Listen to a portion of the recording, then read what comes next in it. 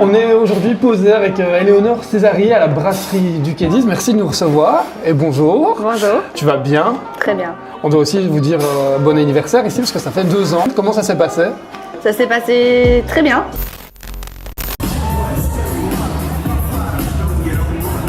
Super bien. Et on se rend compte que voilà, on est déjà là depuis 2 ans et que ça passe super vite. Alors quand tu repenses déjà à cette première année d'abord, parce que c'est toujours l'année où tu sais ça commence, on se fait connaître, et ensuite l'année de la confirmation, et ça s'est plutôt bien passé pour ça. C'est ça, donc voilà, maintenant après 2 ans, je pense qu'on a atteint plus ou moins une vitesse de croisière. Donc on peut enfin, je pense, faire le point sur les 2 années écoulées, donc les plus dures, je pense. Donc la mise en place de tout l'établissement, et voilà, maintenant qu'on y est, on est très fiers d'y être. Si tu devais faire un petit bilan rapide, côté difficulté, qu'est-ce qui t'a semblé être le plus difficile à surmonter jusqu'ici? Alors heureusement, on est, je pense, programmé à beaucoup oublier, et tant mieux, parce qu'on a vécu vraiment des moments pas évidents, très compliqués. Voilà, on est dans le monde de l'Horeca, donc c'est pas facile tous les jours, c'est beaucoup d'heures, c'est beaucoup de stress, beaucoup de pression. Et finalement, on se rend compte qu'on le fait avec les tripes, avec le cœur et avec toute la passion qu'on a, et ça marche. Ça te prend énormément de temps comme un bébé, en soi c'est un petit peu ton bébé, mais tu as baigné dans ce monde-là depuis toute petite. Ouais, donc j'ai vraiment grandi là-dedans avec mon papa, qui est dans ce monde-là depuis plus de 40 ans, donc il a tenu le Nautilus, il a tenu la Grignotte. Et donc voilà, moi j'ai grandi et j'ai évolué avec cette éducation d'être derrière un bar, d'être en cuisine, à aller voler la nourriture. Donc voilà, j'ai vraiment baigné là-dedans, avec un service client, toujours être présent. Et c'est vrai que les gens qui viennent ici me disent souvent « Éléonore, je t'ai connue, t'étais comme ça ». Et voilà, c'est drôle parce que maintenant je suis ici, et grâce à mon papa finalement qui m'a appris tout ça et qui m'a éduquée là-dedans. Oui, à ton papa, mais aussi ta tante qui a été très investie dans le monde de l'Horeca. Tout à fait, donc elle a un restaurant à la Ville Haute, elle y est toujours, les 2 fenêtres.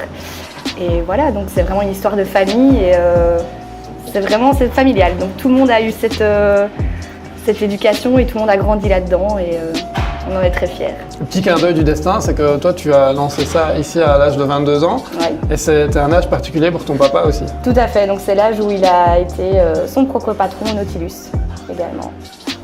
Alors quand tu regardes un petit peu tout ce que ton équipe et toi avez mis en place, c'est quoi le sentiment qui t'habite en premier? En premier, actuellement, c'est la fierté, parce qu'on m'en parle beaucoup, parce que je suis sollicitée forcément à chaque fois que je vais dans un endroit, on me parle de mon bébé, comme tu l'as dit, de mon entreprise, et je suis pas toute seule, c'est sûr. On est plusieurs à faire ce travail, mais c'est quelque chose qui me rend fière de me dire que voilà, j'ai construit ça. On est parti de zéro et on l'a fait. Si ça n'avait pas marché, qu'est-ce que tu aurais pu faire? Est-ce que tu aurais pu faire quelque chose d'autre déjà? Je ne pensais pas du tout sur les bancs d'école, en ayant fait communication, de me retrouver ici, ça c'est sûr. Mais c'est clair que maintenant que j'y suis, ne pas y être, je me demande ce que j'aurais pu faire de ma vie. J'aurais peut-être été dans la communication ou dans l'événementiel. Mais c'est vrai qu'ici, du coup, c'est tous ces points qui se relient. Donc je suis vraiment dans la communication, le culturel et finalement tout ce que j'aime. Donc en fait, c'est vraiment très bien tombé, parce que je suis tombée dans un endroit qui regroupe toutes mes passions finalement. C'est ça, et c'est des passions que tu peux parfois réunir ici, puisqu'en plus de manger, de boire un verre, il y a aussi tout un tas d'activités qui se passent ici. Tout à fait, donc il y a énormément de points culturels, on a énormément d'événements, mais complètement différents les uns les autres. On a des walking dinners, on accueille des groupes de 100, 200 personnes. Donc c'est ce qui fait qu'on n'a pas de routine.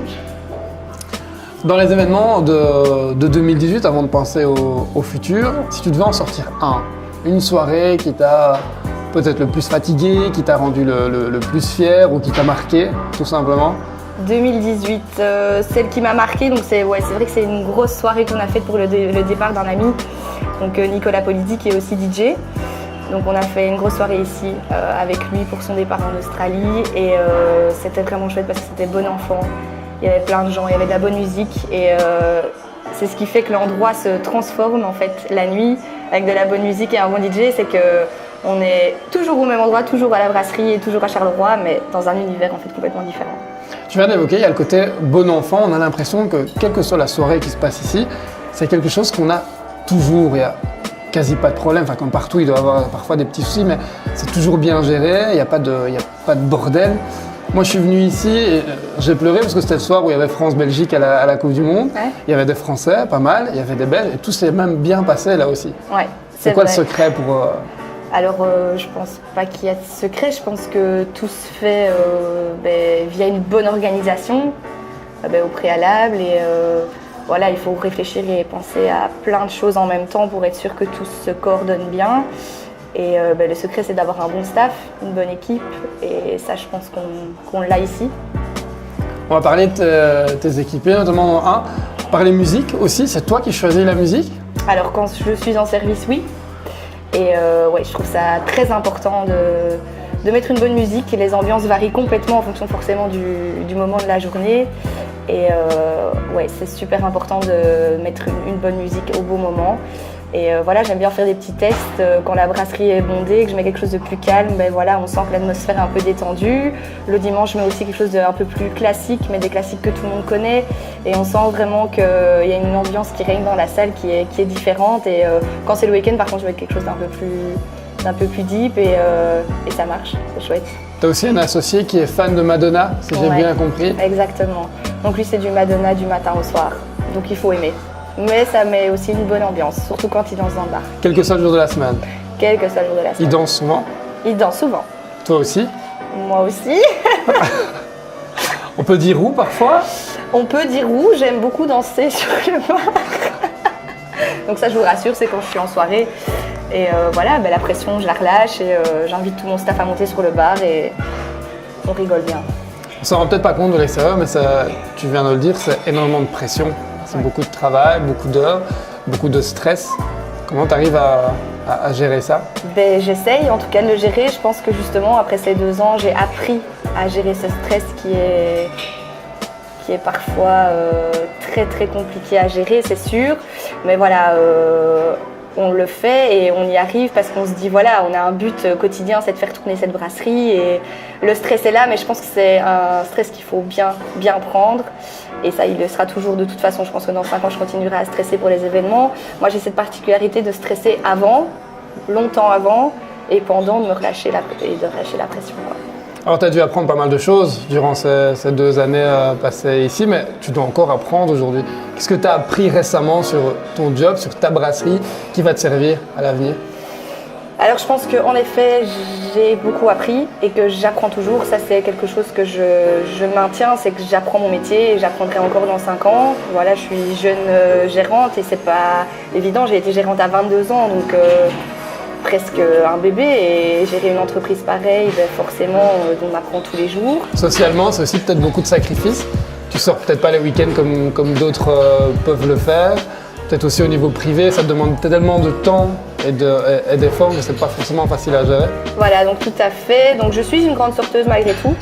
En fait, le problème, c'est que quand j'ai fini ici, je sors en ville, mais il est souvent 1 heure, 1 heure et demie. Donc forcément, quand je rentre chez moi, il est vite 5h30, 6h, le temps de profiter. Mais c'est toujours un plaisir de sortir en ville et le vendredi, le samedi, de voir que ça bouge et de pouvoir aller décompresser. Les projets à venir, d'abord dans les semaines et les mois à venir? Alors, dans les semaines et les mois à venir, on travaille un peu au jour le jour parce que forcément on a énormément de demandes et on a beaucoup d'événements planifiés. Mais voilà, on a énormément de concerts qui arrivent, énormément d'événements mais totalement différents les uns que les autres. Par exemple, on a un défilé, donc ça c'est une chose qu'on n'a jamais eue et on est content de voir que ça peut bouger et ça peut bouger différemment. Après, dans les mois et les semaines à venir, à part des concerts ou des événements privés, on a plusieurs choses, mais c'est vrai qu'on avance au jour le jour parce que c'est mieux dans ce métier. Est-ce que tu as un rêve, si tu avais une baguette magique et que tu pouvais faire venir ou apparaître qui ou ce que tu voulais ici, ce serait quoi? Du monde, toujours du monde, tout le temps. Que cette brasserie vive du matin au soir. Il faudra peut-être engager d'autres personnes ou des robots Un peu plus. Mais on le fera. On le fera avec le sourire et on sera là. Parfait. Eleonore, merci beaucoup. Mais de rien.